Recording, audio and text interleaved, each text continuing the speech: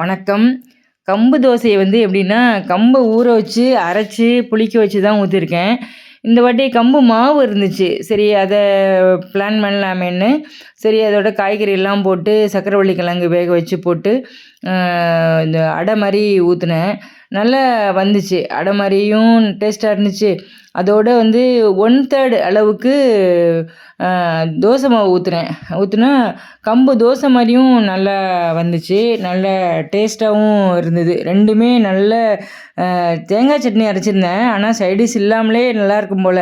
ஏன்னா வெங்காயம், பச்சை மிளகாய், இஞ்சி, கேரட்டு எல்லாம் போட்டு சர்க்கரைவள்ளி கிழங்கு போட்டு பண்ணது இன்னும் அவ்வளோ டேஸ்ட்டா இருந்தது. கம்பு அடை.